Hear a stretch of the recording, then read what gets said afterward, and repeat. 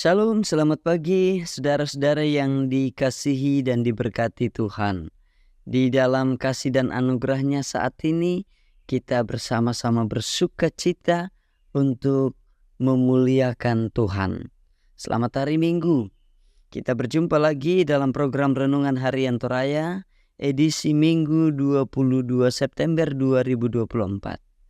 Kita akan membaca Surat Yakobus pasal 4 ayat yang ke-8 sampai 17. Mari saudara-saudara kita berdoa. Terpuji kekal Engkau Bapa kami dalam kerajaan surga. Terima kasih saat ini kami berbahagia dalam pemeliharaan-Mu. Dan kami rindu mendengarkan firman-Mu. Biarlah firman-Mu terus akan membuat kami hidup dekat kepada Allah dan hidup terus melakukan kehendak-Mu. Di dalam Kristus kami berdoa. Amin. Yakobus pasal 4 ayat 8 sampai ayat 17. Mendekatlah kepada Allah dan Ia akan mendekat kepadamu. Tahirkanlah tanganmu hai kamu orang-orang berdosa, dan sucikanlah hatimu hai kamu yang mendua hati. Sadarilah kemalanganmu, berduka cita dan merataplah. Hendaklah tertawamu kamu ganti dengan ratap, dan sukacitamu dengan duka cita. Rendahkanlah dirimu di hadapan Tuhan, dan Ia akan meninggikan kamu.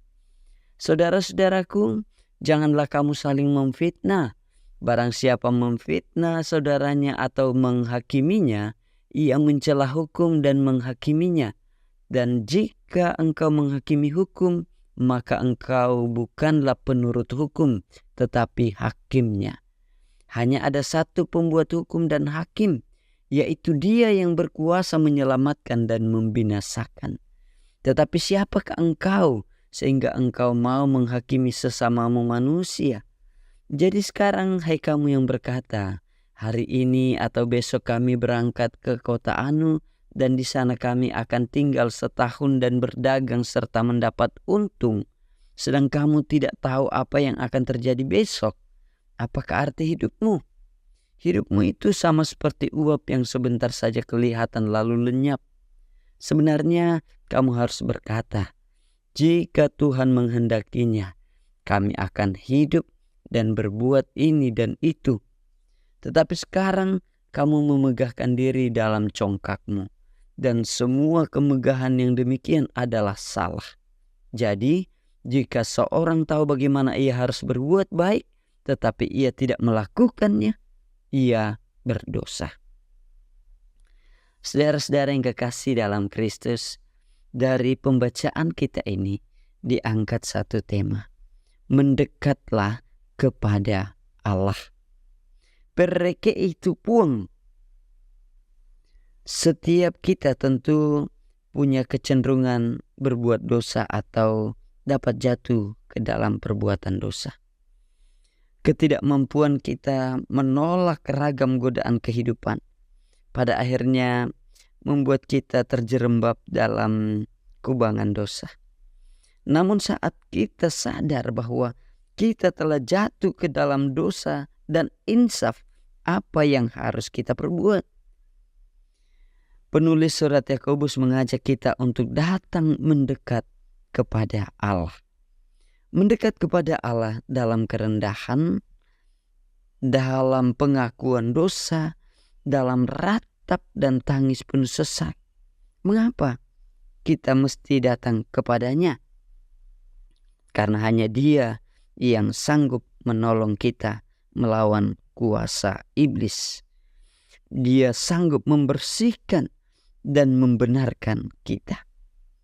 Sebab Dialah pembuat hukum dan hakim yang benar dan yang memegang hari esok bagi setiap orang. Allah sangat bersedia mendekat kepada orang-orang yang mencarinya dan berharap pada pertolongannya. Karena itu saudara-saudara, mendekatlah kepada Allah.